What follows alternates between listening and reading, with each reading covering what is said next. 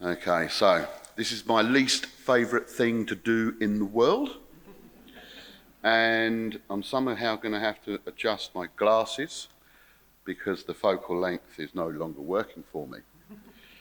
I never had this problem in the old days.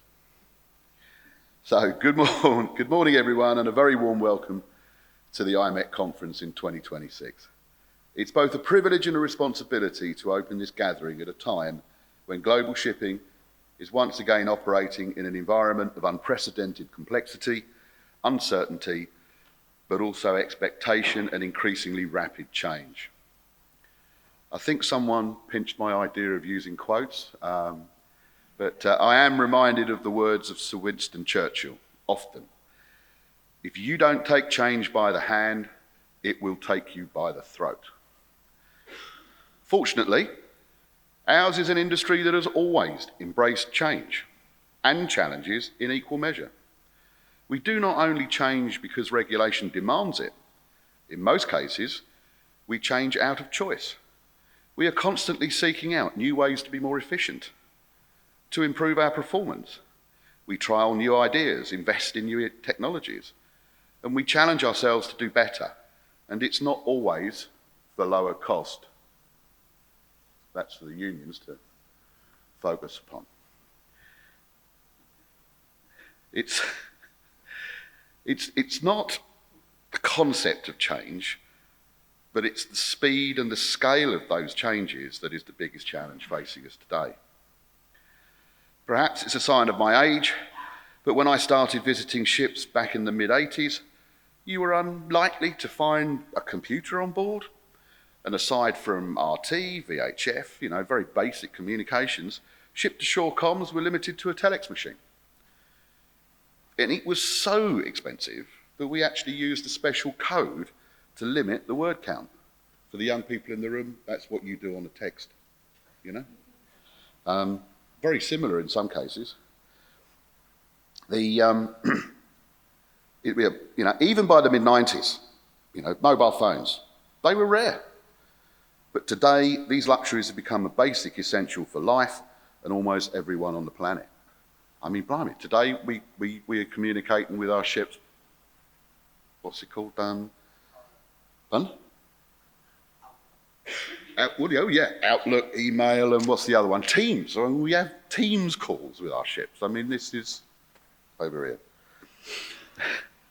Today, we find ourselves at the intersection of rapid technological transformation and increasing external pressures.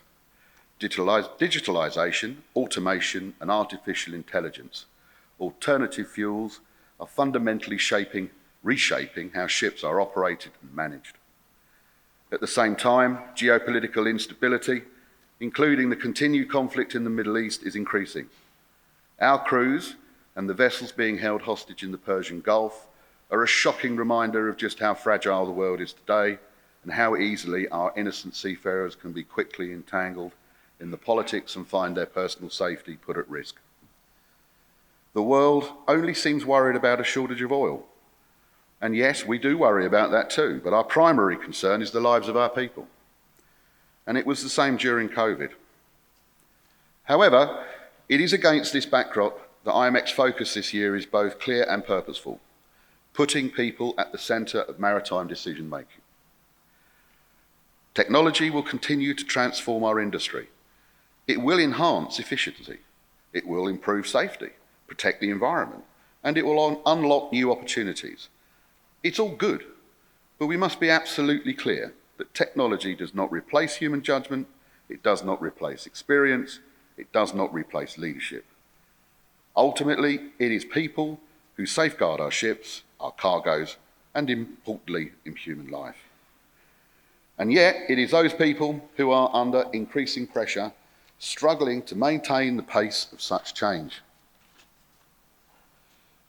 We face well-documented challenges in labour supply and officer shortages.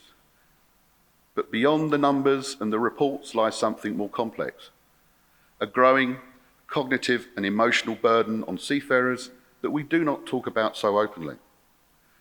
Today's seafaring professionals are expected to manage advanced systems, navigate evolving compliance requirements, and operate in high-risk, high uncertainty environments, often with minimal training and limited support, leaving them feeling increasingly isolated. Shockingly, our seafarers are also increasingly being given the message that they will be replaced by the new technology, not trained to use it, particularly so by automation and AI. Just late last year, I witnessed a conference room full of officers and worse cadets who, and just to clarify, this was in the Far East, a long way from my home, but it wasn't the Philippines, but I don't want to say exactly where. This conference room was full, officers and the cadets. I mean, there was a sea of officers and then a sea of cadets, all looking spick and span and ready to rock and roll, and they were dedicated on the first 4 or 5 panels. Then we came to this panel. They were told, quite bluntly, that automation will not just replace them within 5 years, but that it would operate the vessels more efficiently and more safely. I mean, you could have felt the temperature drop in the room. There was absolutely no recovery. The 6th panel, the last panel, I couldn't even tell you what it was about, and I was there. Everybody was like, except the stupid guy on the stage who wouldn't stop talking. This reality demands a more deliberate and coordinated response from across our industry. And once again, I'm going to go back to Sir Winston's wise words. There is nothing wrong with change, so long as it's in the right direction. And I think that's the key message today. That's why today's discussions are so important. Throughout this conference, we will examine how shipping can respond responsibly and collectively. We will look at how training must evolve, not only to support new propulsion systems and digital technologies, but also to ensure that competence, confidence, and safety remain aligned. It needs to benefit the seafarers' lives, not make it harder. We will explore how to strengthen workforce resilience, not as an abstract concept, but as a practical and measurable priority. We will discuss how to expand and diversify global talent pipelines, including the growing potential of regions such as Africa, and how to do so in ways that are fair, sustainable, and inclusive. And critically, we will confront mental well-being, openly and constructively, not as a side conversation, but as a core operational issue that directly impacts safety, performance, and retention. One of the most valuable aspects of this conference is the diversity of voices in the room. We have employers, manufacturers, regulators, educators, unions, and seafarers themselves, each bringing a different perspective, but all connected by a shared responsibility for the future of our industry. IMEC Conference 2026 is about moving beyond recognising the challenge to implementing solutions that are realistic, scalable, and inclusive. And it is about recognising that collaboration is no longer optional, it is essential. The maritime industry has always been global, but the challenges we now face require a deeper level of partnership, one built on trust, transparency, and shared accountability. So I would encourage everyone here today to engage fully. Speak openly, share your experiences, challenge constructively, because the conversations that we have today and the insights that we exchange and the commitments we make will shape how our industry navigates the years ahead. The course we set is not theoretical. It will influence real decisions, real operations, and real lives.